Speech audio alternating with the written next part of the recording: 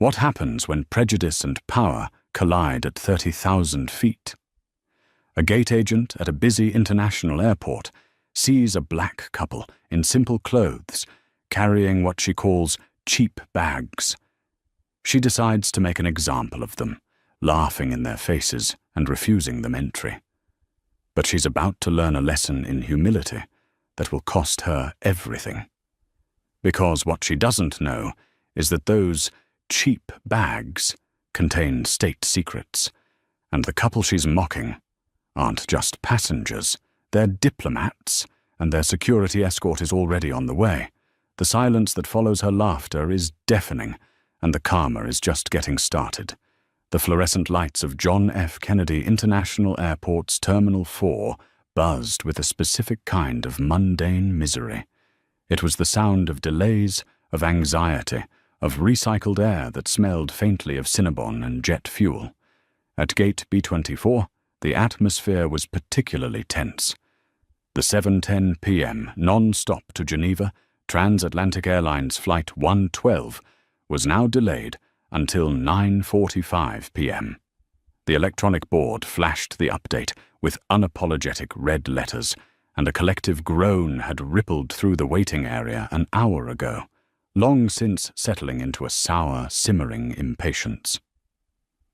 Seated near the window, away from the main cluster of disgruntled travelers, were Ambassador David Harris and his senior analyst, Elena Vance. To the untrained eye, they were just another couple. David wore a simple, dark grey Henley and comfortable black travel pants. Elena was in a plain navy blue knit sweater and dark jeans. They looked more like university professors than high-level government assets. And then there were their bags. They each had a standard, rolling carry-on for their personal items. But their at-foot bags were what drew the eye, if only for their utter lack of distinction. They were not the sleek, Toomey briefcases or leather Louis Vuitton keepalls that littered the business-class waiting area. They were simple, almost military-issue canvas duffels. One was olive green, the other a faded black. They were clean but worn, with no logos and simple, heavy-duty brass zippers. They looked, to anyone who cared to notice, unequivocally cheap. David and Eleanor didn't notice the looks, or rather, they were trained to notice and ignore them. They spoke in low, measured tones. The initial cyber threat assessment from the attack in Bern was incomplete, Eleanor murmured, looking at her phone screen, which was angled for privacy.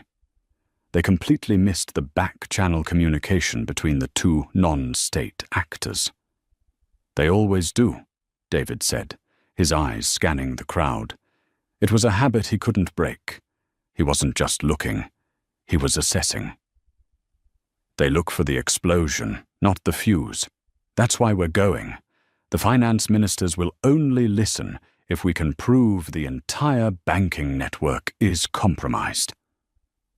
And that proof, Elena said, tapping the black canvas duffel at her feet, is right here. The cheap bag was, in reality, a custom-fabricated D-Pouch 7. It was Kevlar-lined, waterproof, and fire-resistant, containing a set of encrypted hard drives and physical dossiers that held the key to preventing a global economic crisis. The olive bag at David's feet held the matching cryptographic keys and communication hardware. They were, quite possibly, the two most valuable bags in the entire airport, disguised as thrift store finds. Their quiet bubble of strategy was burst by a sharp, nasal voice that cut through the terminal's hum. "People, I need you to clear the walkway. This is not your living room. Move your children and move your bags." The voice belonged to Brenda Jenkins, the lead gate agent for TA 112. Brenda ruled Gate B24 with the iron-fisted tyranny of someone who despised their job but loved the sliver of power it afforded. She was a woman in her late 40s, her airline-issued uniform stretched taut over her frame, her blonde hair pulled into a severe bun. She saw the world in a binary of first class and cattle, and she had long ago decided she was on the side of the former, even if her paycheck disagreed. She paced the small, carpeted area, her eyes scanning the passengers with open disdain. She saw the weary families, the annoying college students, the businessmen she simultaneously fawned over and resented. Her gaze landed on David and Eleanor. She saw a black couple, dressed down, sitting quietly, and she saw their bags. Her lip curled. Another pair, she thought, trying to sneak oversized, falling apart luggage onto the plane so they don't have to pay the checked bag fee. She'd seen it 1,000 times. It was a personal affront to her authority. She marched over. David and Elena looked up as the sharp scent of her hairspray preceded her. "You two," she snapped, not waiting for an answer. "Those duffels will not be coming on board. They're clearly oversized, and they look unsanitary. You'll need to go back to the check-in counter and pay the fee." David, who had negotiated arms treaties and faced down warlords, simply held her gaze. His calm was a fortress. "Ma'am, these are our carry-on items. They are compliant with all airline regulations." "I'm the one who decides what's compliant," Brenda retorted, her voice rising. "And I'm telling you, those cheap things aren't coming on my plane. I don't want them breaking apart in the overhead bin." Elena, a woman who could break 256-bit encryption in her sleep, felt a familiar, cold prickle of anger. It was the cheap that did it. The condescension. But she, like David, was a professional. She remained perfectly still. "We will not be checking these bags," David said, his voice polite but unyielding. "They will remain with us." Brenda's face flushed a blotchy red. "Oh, you will not?" she mocked. "We'll see about that. I'm noting your seats. When boarding starts, you're going to be the first ones I check. Don't even try to get past me." She spun on her heel and marched back to her podium, already typing furiously into her terminal. She was flagging their seats, 1A and 1C. "The audacity," she fumed. "They probably used some third-party site to get a cheap upgrade, and now they're acting like they own the place." David let out a long, slow breath. "The camouflage, Elena. Sometimes it's a little too effective." "She's a problem, David," Elena said quietly. "She's just a person, and a miserable one at that," David replied. "She'll scan the passports. The system will verify us, and we'll be on our way. This is just noise." But as they watched Brenda continue to patrol her gate, snapping at a young mother, and then fawning over a man in a Rolex whose bag was actually oversized, David felt a cold knot tighten in his stomach. This wasn't just a noise. This was an obstacle. And in their line of work, a simple obstacle, mishandled, could quickly become a catastrophic one. At 9:35 p.m., the tension at gate B24 was a palpable thing. Brenda Jenkins grabbed the microphone, her voice amplified and sharp. "Good evening, ladies and gentlemen. We will finally be commencing boarding for transatlantic flight 112 to Geneva. Please have your boarding passes and passports ready." She exuded a frazzled, impatient energy, as if the delay were the passengers' fault. "We will be boarding by groups, starting with our first-class passengers, our Platinum Medallion members, and any active-duty military personnel. We will also pre-board those needing special assistance and families with small children." David and Eleanor stood up, gathering their things. Their tickets, issued by the State Department, had a specific code that granted them pre-boarding status, regardless of class, to ensure the security of their sensitive materials. It was standard protocol. "Now," Brenda continued, her eyes sweeping the crowd and landing, as if by magnet, on David and Eleanor, "I want to remind everyone about our baggage policy. We are operating a full flight. Any bag that does not fit in the sizer will be gate-checked. This especially applies to unconventional luggage." She looked directly at them. We are not responsible for personal items, and frankly, I've seen some bags here tonight that look like they won't survive the flight. Do us all a favor and check them now." A few passengers chuckled. David and Elena's faces remained impassive. They began to walk toward the boarding lane, joining a woman in a wheelchair and a young family. Brenda, seeing them approach, held up her hand like a traffic cop. "Whoa, whoa, where do you two think you're going? I haven't even called Group 1 yet." "We are pre-boarding," David said simply, holding out his passport and ticket. Brenda actually laughed. It was a short, barking sound that was utterly devoid of humor. "Pre-boarding. I'm sorry, are you in a wheelchair I can't see? Do you have a screaming infant?" "No. You're Group 2.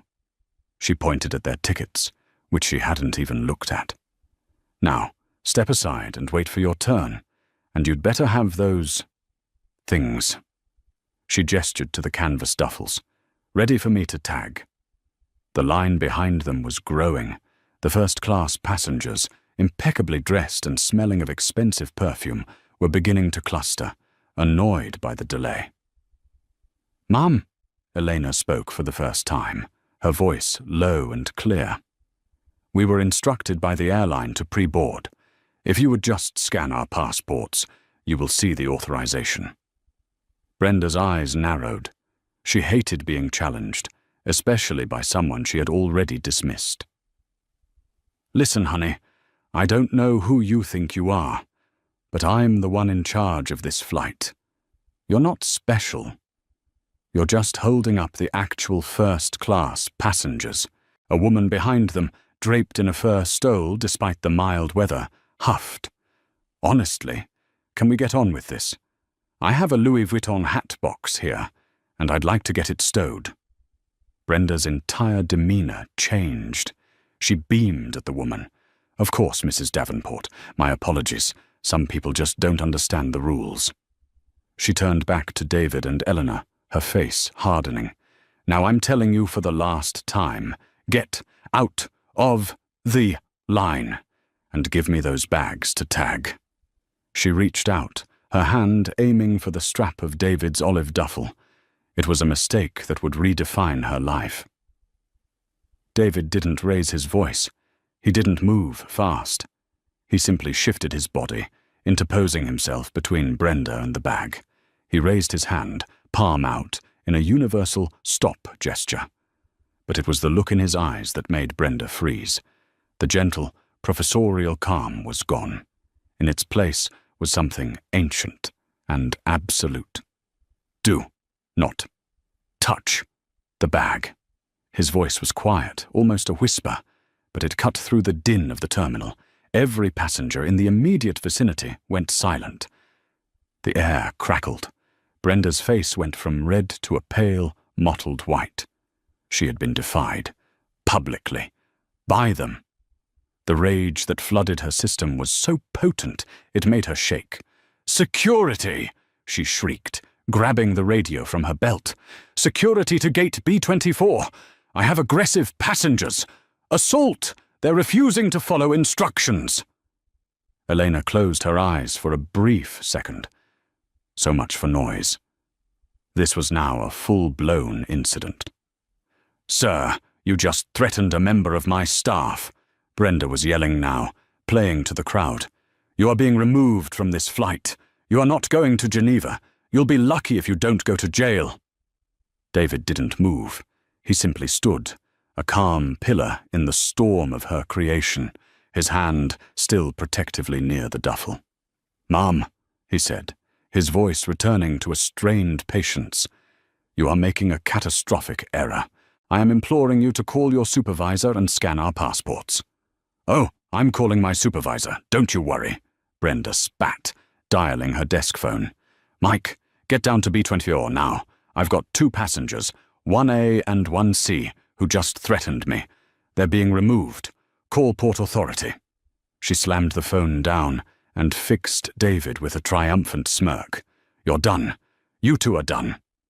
The passengers were all staring, many with their phones out, recording the drama. David and Eleanor stood isolated in a circle of judgment, their cheap bags seeming to radiate an aura of guilt. The 5 minutes it took for Mike Sullivan, the shift supervisor, to arrive at gate B24 felt like an eternity. Brenda paced back and forth behind her podium, a general telling her troops to hold the line. She'd created a spectacle and was now reveling in it. "For everyone's safety," she announced to the waiting crowd, "we are holding boarding until airport police can remove these disruptive individuals." The whispers were venomous. Can you believe them? Assaulting her, just over a bag. Mrs. Davenport, the woman in the fur stole, was loudly telling her neighbor, "It's always the ones you'd expect. No class." David and Eleanor simply stood, silent and composed. This was a new, dangerous phase of their mission. It wasn't about negotiation anymore. It was about containment. Mike Sullivan arrived, pushing through the crowd. He was a man in his late 50s, his face a roadmap of airport-induced stress. He had started as a baggage handler 30 years ago and had seen it all.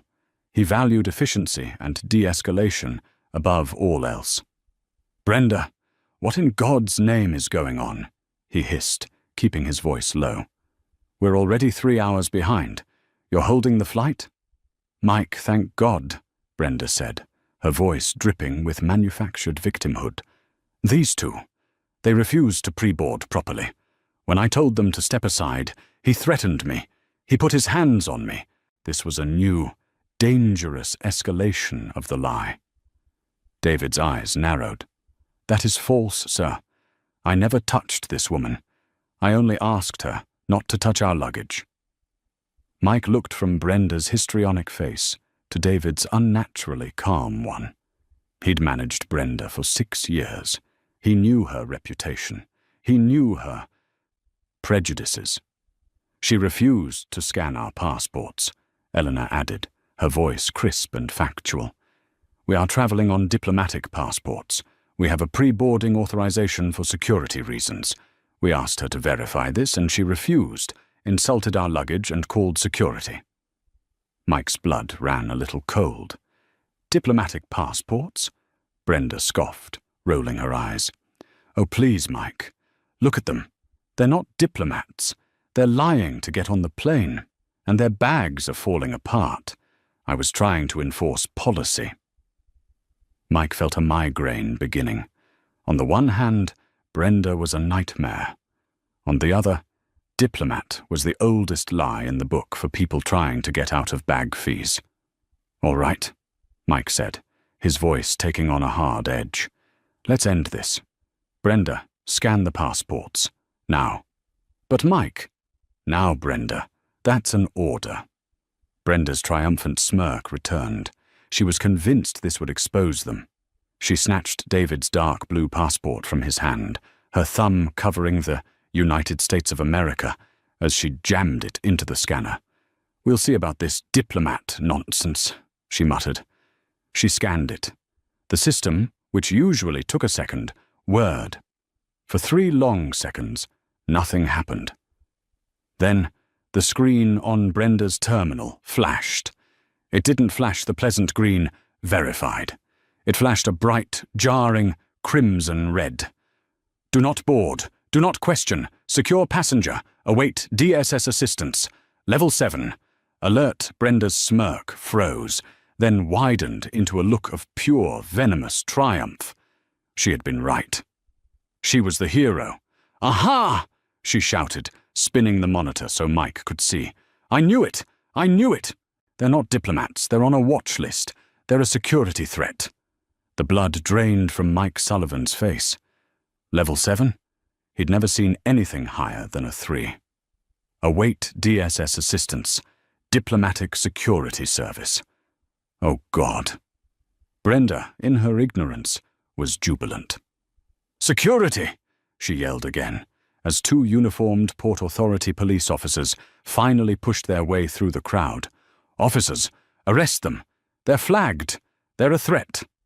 The officers, seeing the red screen and hearing the agent's panic, immediately tensed. They unclipped the flaps on their holsters. "Sir, ma'am," the first officer said, his voice a commanding baritone. "Please put your bags on the ground and place your hands behind your backs." The entire gate area was in an uproar. Passengers were backing away, some screaming. "No," David said. His voice was not defiant. It was a command. "We will not. We are under the protection of the United States government. We are waiting for our escort."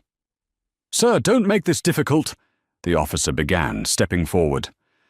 "Officer, look at the screen," Mike Sullivan said, his voice trembling. "It says, 'Await DSS.' That's them." "What escort are you talking about, sir?" the officer demanded. "Them," Elena said, nodding toward the corridor. Everyone turned. Moving through the panicked crowd of travelers like sharks through a school of fish were two men. They wore no uniforms. They were in identical, perfectly tailored black suits, white shirts and dark ties. They wore clear earpieces and had identical American flag pins on their lapels. They moved with a speed and purpose that was terrifying. The crowd parted for them instinctively. They didn't stop to talk. They walked directly to the Port Authority officers. "We have this," the taller one said, flipping open a badge. U.S. Department of State. Diplomatic Security Service. The police officers, seeing authority that vastly superseded their own, immediately stepped back. "Yes, sir." The agent Thompson turned to Mike Sullivan. "Are you the manager?" "Yes, sir." Mike Sullivan.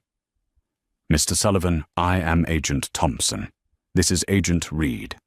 You are to clear this gate area of all non-passengers. Now." "But the flight," Mike stammered. "Your flight can wait," Agent Reed said, his voice like gravel. He then looked at Brenda, who was standing by her terminal, her mouth open, the triumphant smirk completely gone, replaced by a mask of pale confusion. Agent Thompson walked to David and Elena. The terrifying, impersonal aura vanished, replaced by one of profound deference. "Ambassador Harris, Ms. Vance, we apologize for the delay. We were alerted by your red flag check-in." David nodded. "It's a security protocol, Agent. We're aware. We just had some difficulty with the local staff." "Ambassador?" The word hit Brenda Jenkins like a physical blow. Her knees went weak. She gripped the podium to stay upright. "Ambassador? No. No, it wasn't possible." Agent Thompson heard. His head swiveled slowly, his icy gaze landing on Brenda. "Difficulty, sir?" The silence that fell over Gate B24 was absolute. The passengers, the police, Mike Sullivan. Everyone was frozen, watching the interaction. Brenda Jenkins looked like she had seen a ghost. Her mind was frantically trying to reconcile the cheap bags and the simple clothes with the word ambassador. "This agent," David said, gesturing calmly at Brenda, "insisted our carry-on luggage was cheap, unsanitary, and non-compliant. She refused to scan our credentials, laughed at our request to pre-board, and accused us of lying. When I prevented her from physically seizing our bags, she accused me of assault and called the police." Agent Thompson's face remained impassive, but a muscle in his jaw twitched. He looked at Brenda. "Is this true, ma'am?" Brenda tried to speak. A small squeaking sound came out. It was the policy." "Policy?" Agent Reed stepped forward, his eyes burning with a cold fire. He was looking not at Brenda, but at the olive-green duffel bag. "Ma'am, do you have any idea what DSS stands for?" he asked, his voice low and dangerous. Brenda shook her head, mute. "We are the Diplomatic Security Service. We are federal agents. Our job is to protect U.S. diplomats and materials around the world. What you refer to as a cheap bag," he said, tapping the canvas duffel with his finger, is a designated D-Pouch 7. It is a classified diplomatic pouch. He let the words hang in the air. The police officers took a nervous step backward. A diplomatic pouch, Agent Reed continued, his voice dropping even lower, is protected under the 1961 Vienna Convention on Diplomatic Relations. It is inviolable. It cannot be opened, X-rayed, or seized by anyone. Not by customs, not by police, and especially not by a gate agent who doesn't like the look of it. He looked around the gate. Your policy does not supersede federal law and international treaties. You didn't just insult a passenger. You attempted to seize classified materials from a sitting United States ambassador. The word ambassador echoed again. Mrs. Davenport, in her fur stole, put a hand to her mouth. Oh my God. Brenda's entire body was shaking. I didn't know, she finally wailed. How was I supposed to know? They just looked. Like what, Mum? Elena Vance asked, her voice quiet but sharp as a razor. They looked like what? Not like your idea of an ambassador? Brenda had no answer. She had been so sure. Her prejudice had been her compass, and it had led her off a cliff. That's the point, Agent Thompson said, his voice flat. You're not supposed to know. You're supposed to do your job. You're supposed to scan the passport. The system is designed to work. The red flag was our alert. It wasn't for you. It was for us. It was to let us know our assets were at the gate, so we could come and escort them. It was a silent alarm. And you set it off and started screaming, painting a target on the two most high-value individuals in this terminal. Mike Sullivan looked like he was going to be physically ill. This was so much worse than a customer complaint. This was a national security incident.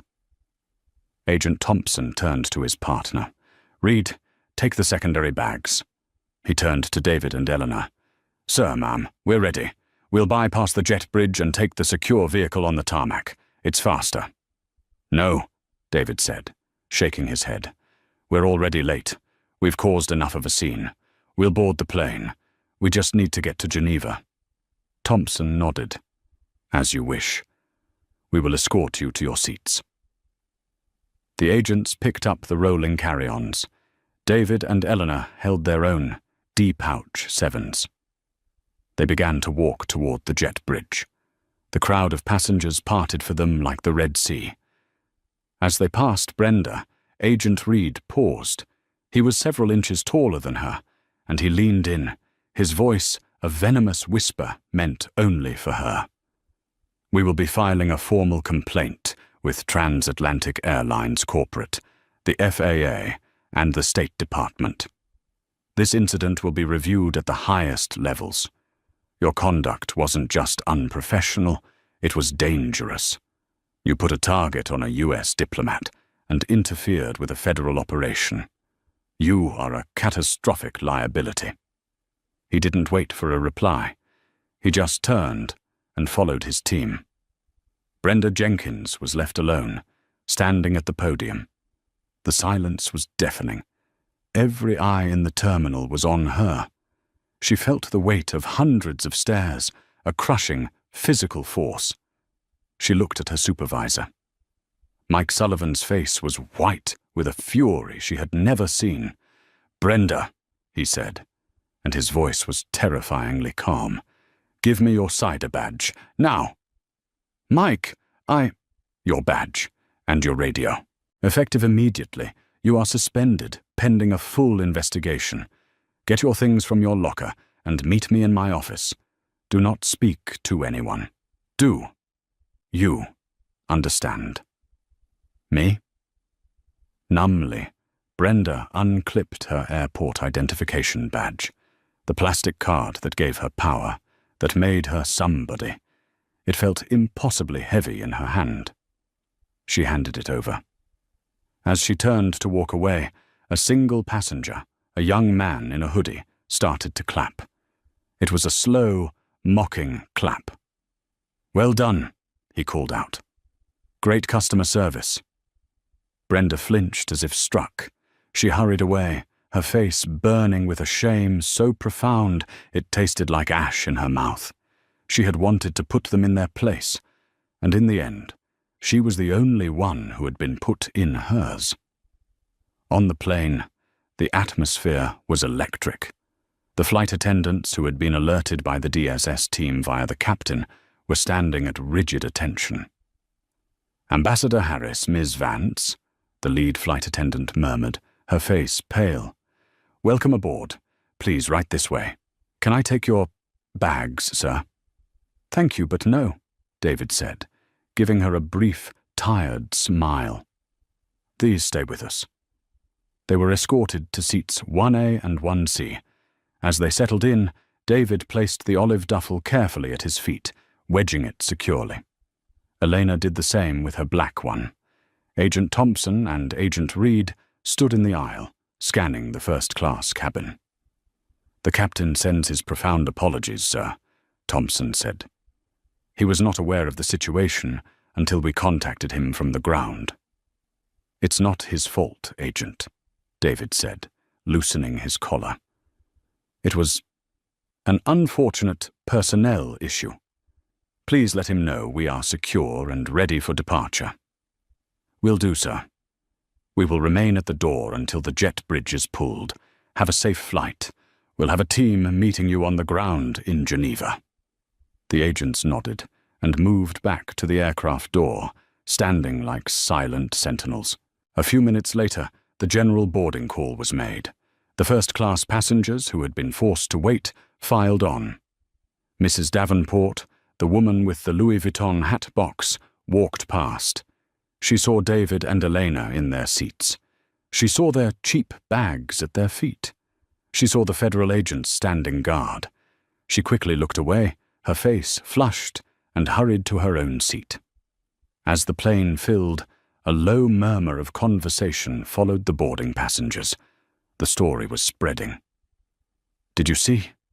They were diplomats. And my God, she tried to check their bags." High over the Atlantic, the cabin lights dimmed. Elena had her laptop open, the screen covered with a privacy filter. It was filled with lines of code.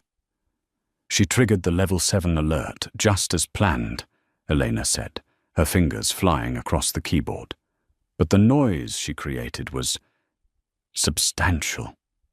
"It was," David agreed. He was reading a printed briefing, his face illuminated by a small overhead light.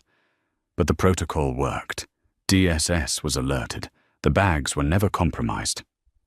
"It's the why that bothers me, David," Elena said, pausing. "She didn't just see a bag. She saw us. And she made a judgment." David sighed, putting his papers down. He looked out the window at the endless dark. "I know, Elena. It's the part of the job they don't put in the manual. You can be an ambassador. You can be tasked with saving the global economy. But to some people, you'll always be just a guy with a cheap bag they need to put in his place." He was quiet for a moment. "It's tiring." "We're almost there," Elena said. "We'll rest in Geneva. Then we'll save the world. Then we can be tired." David smiled. "A sound plan." Back at JFK, the fallout was just beginning. Mike Sullivan was in his small, windowless office, his head in his hands. Across from him, Mr. Henderson, the Vice President of North American Operations for Transatlantic Airlines, was on speakerphone. His voice was a booming roar of pure, unadulterated rage. "Billions!" Henderson was shouting. "That's what our GSA contract for all government travel is worth, Sullivan. Billions with a B. And Brenda Jenkins, your employee, just put all of it in jeopardy." "Sir, I've suspended her." "Suspended?" "I just got off the phone with the legal team. They've been on a conference call with the State Department's legal counsel. They are furious. They're not just filing a complaint.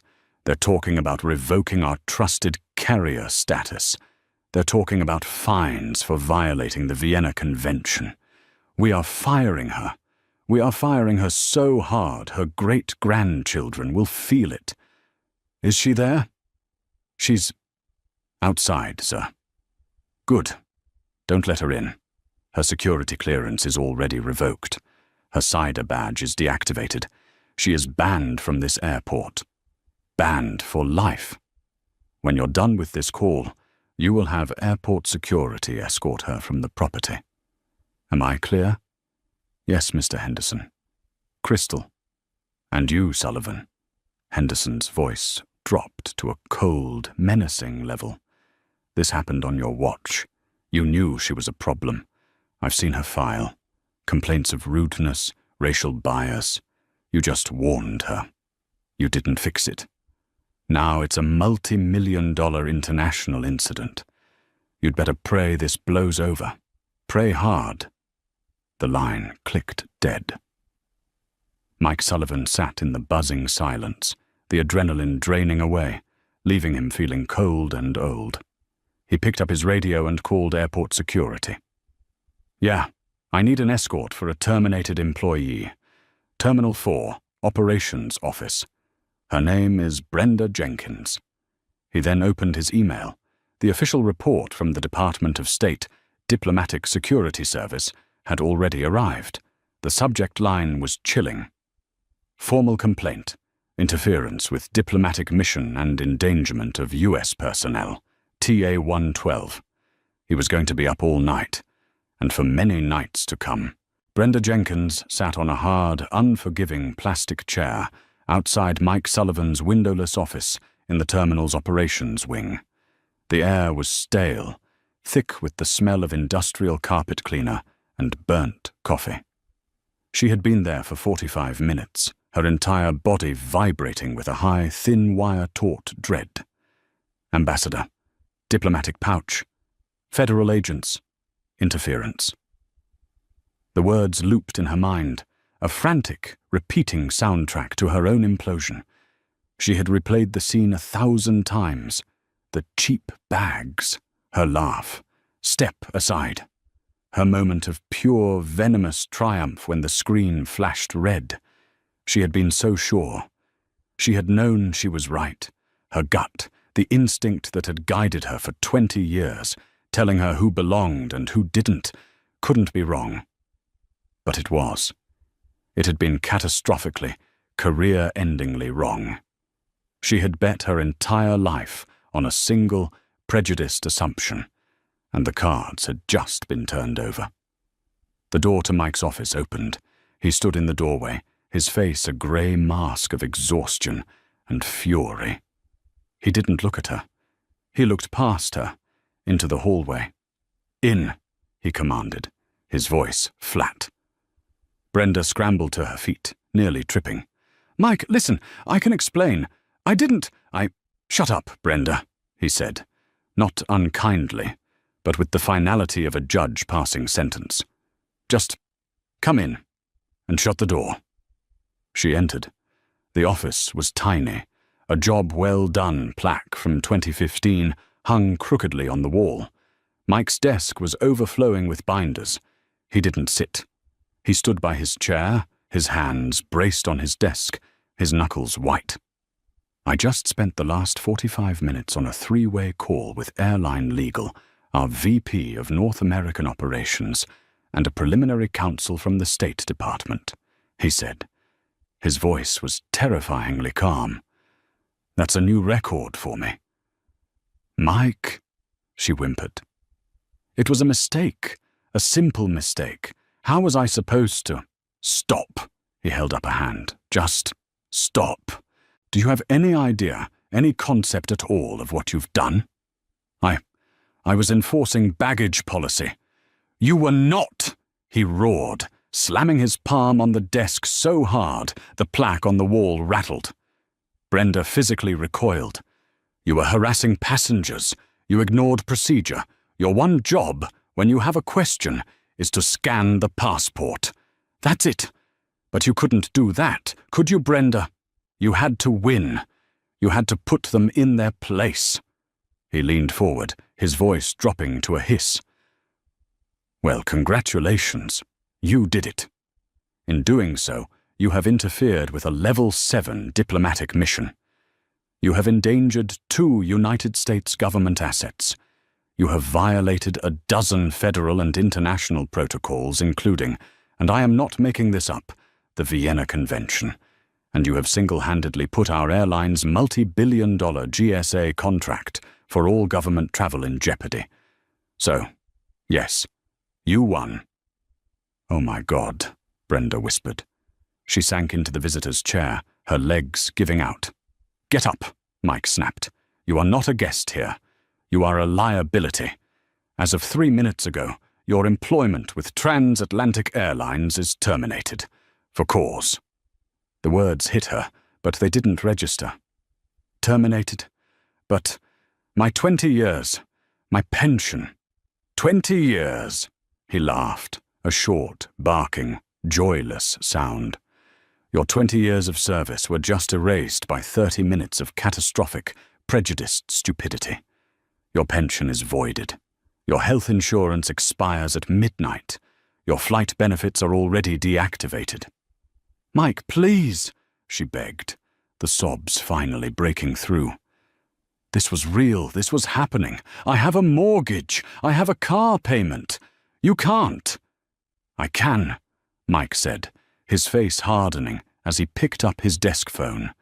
You should have thought of your mortgage before you decided to play God at gate B24. He dialed a 3-digit extension. Security. Send the Port Authority escort to my office. The package is ready. He hung up and pointed to the door. Get out. Brenda stumbled into the hallway, her vision blurred with tears. 2 Port Authority officers were already walking up.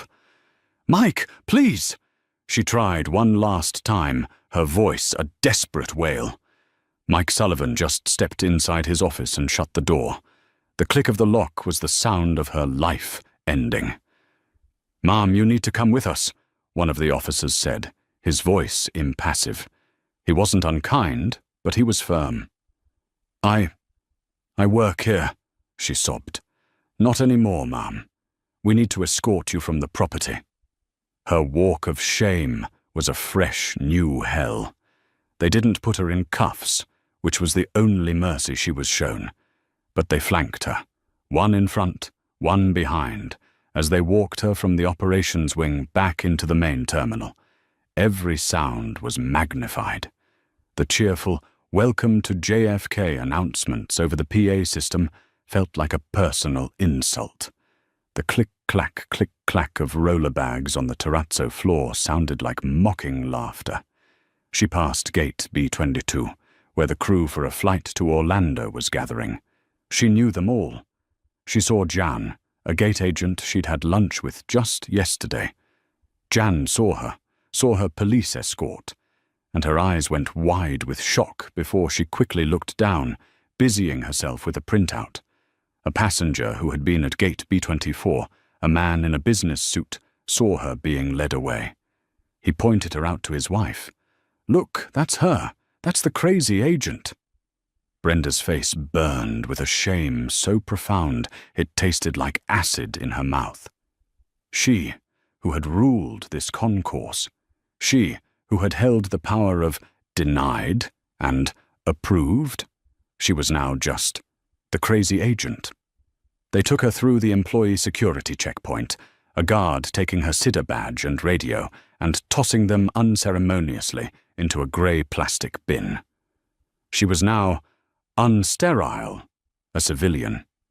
She was now the cattle. She was led to the employee bus stop, a concrete curb under a harsh sodium light. Do not return to Port Authority property, the officer said, his voice flat. If you do, you will be arrested for trespassing. He left her there. The bus to the employee parking lot arrived. She got on, her face streaked with tears and running mascara. The bus was silent. The few other employees on board either knew or they pretended not to see the woman in the back, her body shaking with great, gulping sobs. She got to her car, A 7-year-old Nissan she was still making payments on. She sat in the driver's seat for 20 minutes, the silence of the car screaming at her. It was over. The next few days were a blur of denial and panic. She tried calling her union representative. He didn't pick up. She left a voicemail. An hour later, she received a text. "Sorry, Brenda. This is above policy. Interference with federal agents. We can't touch this. Good luck." Good luck. On the third day, desperate, she went online. She applied for a gate agent position at a rival airline. She filled out the long application, her hands shaking. She got to the section. "Have you ever been terminated from an airline position?" She checked. Yes. A new box appeared. Reason for termination. She stared at it. What could she write? Attitude? Customer dispute? She typed. Disagreement with management. She submitted the application. She didn't even have time to close the browser. A new page loaded instantly. "Thank you for your interest. At this time, we will not be moving forward with your application." It was an automatic, keyword-triggered rejection. She was blacklisted. The electronic wall was as high and as unyielding as the one she used to build at her gate. The final crushing blow came a week later. A certified letter arrived. It didn't look like a bill. It was thick. The return address was the U.S. Department of Justice, U.S. Attorney's Office, Eastern District of New York. Her hands, which had been trembling for a week, went completely numb. She tore it open. It was dense with legal language, but the message was clear. While the State Department was pursuing primary action through her employer, she was personally the subject of an ongoing federal investigation for willful interference with federal agents in the performance of their duties and endangerment of a diplomatic mission. They weren't pressing criminal charges yet, but the file was open. It would hang over her head, a sword of Damocles, for the rest of her life. Brenda Jenkins dropped the letter and slid to the floor of her kitchen. It was over. Her career, her reputation, her apartment, her future. She had lost it all, not in a single, grand explosion, but in a series of small, cruel, arrogant choices that had finally and permanently unraveled her entire life. 6 months had passed since the incident at JFK. Spring had arrived in Washington, D.C., and the cherry blossoms, in their fleeting, delicate arrogance, were painting the city in shades of white and pink. Inside the quiet, wood-paneled office of Ambassador David Harris, the atmosphere was one of measured calm. The flags of the United States and the State Department stood crisp and silent in the corners. The chaos of Gate B-24 felt like it was from another lifetime. His secretary announced a visitor. Mr. Henderson, the Vice President of North American Operations for Transatlantic Airlines, was shown in. He was visibly thinner than he had been on the frantic conference calls that night. His expensive suit hung a little loose, and his face was etched with the exhaustion of a man who had spent half a year in the crosshairs of federal lawyers. "Mr. Ambassador," Henderson began, his voice strained. He did not offer a handshake, sensing it would not be welcome. I'm here in person, on behalf of our entire executive board, to once again offer our most profound and unreserved apologies for the events of November 15th. He placed a thick, bound document on David's polished desk. The cover read, "Transatlantic Airlines, Special Training Mandate, Harris-Vance Protocol." "That," Henderson said, gesturing to the book, "is our new mandatory company-wide training protocol. It is a zero-tolerance policy on all forms of passenger profiling. It includes a new 8-hour, in-depth training module on cultural sensitivity, unconscious bias, and the proper identification of sensitive government and diplomatic credentials. Every single one of our 80,000 employees, from our CEO down to our new hire baggage handlers, is required to take and pass this course, or they are no longer employed by us. It's the new company Bible." David Harris looked at the document, but didn't touch it. "And this was voluntary?" Henderson let out a dry, bitter laugh. "Not exactly, sir. We were fined $1.8 million by the FAA for the security breach and violation of transport protocols. The Department of State, as you know, has placed our multi-billion-dollar General Services Administration contract on indefinite probation. We are being audited weekly. This mandate was part of the settlement to avoid further legal action and a full revocation of our trusted carrier status. We learned our lesson, sir. The hard way." "Good," David said, his voice flat. He finally leaned forward, clasping his hands on his desk. "It was never about me, Mr. Henderson, or Miss Vance. It wasn't about our feelings. It was about the catastrophic, rotting wood in the beams of the house prejudice that your employee felt so comfortable with. She acted on a bias that is rotting the foundations of the very civility we are supposed to represent. Her behavior didn't just inconvenience us, it could have compromised a mission critical to the stability of the global economy. All because she didn't like the look of our bags." David leaned back. "The real question I have, Mr. Henderson, is what happens to the people who don't have a diplomatic security team waiting for them? What happens to the soldier in his fatigues, or the college student, or the family just trying to get home when they meet someone like Brenda Jenkins? How many of them did she break, just a little bit, before she got to us?" Henderson looked down. He had seen the internal investigation. The answer was dozens. Brenda's file was a wasteland of minor passenger complaints, all with the same theme, all dismissed by supervisors. "As part of our internal review," Henderson said quietly, "we terminated 17 other employees and 4 supervisors, including Mike Sullivan, who were found to have patterns of similar, though less spectacular, behavior. We cleaned house, Mr. Ambassador." "And Miss Jenkins?" Elena Vance's voice asked. Henderson started. He hadn't seen her sitting in the chair by the window. She had been perfectly silent, observing. "Ah, Miss Vance," Henderson stammered, his face flushing. "My apologies. As you know, she was terminated that night. Her security clearances were revoked by the Port Authority and the FAA. She is blacklisted from all airline, aviation, and airport-adjacent industries. For life. From what our legal team has gathered, her life has completely unraveled. She lost her home. She's a pariah. No one will touch her." David Harris stood and walked to the window, looking out at the Washington Monument. He felt no pleasure, no victory, only a deep, profound weariness. "Karma isn't a person, Mr. Henderson," David said, his voice a low murmur. "It's not vengeful. It's just a ledger. It doesn't get angry. It just gets balanced.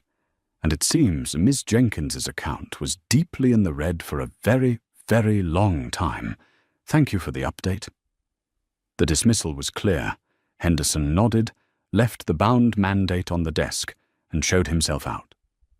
The final entry on that ledger was written not in an office, but under the sickly, flickering fluorescent lights of a price-smart discount superstore in a rundown neighborhood in Queens. It was 10:45 p.m. on a Tuesday. The store smelled of stale popcorn, industrial disinfectant, and the faint, sweet smell of rotting fruit from the produce section. At Register 4, Brenda Jenkins was trying to stay awake. Her lower back throbbed.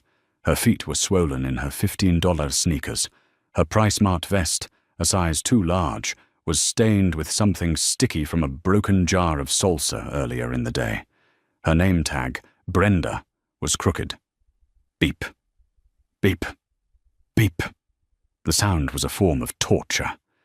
A young woman, a nurse in dark blue scrubs, pushed her cart forward. She looked exhausted. "Hi, how are you?" she asked, with the reflexive politeness of someone who also worked in a service job.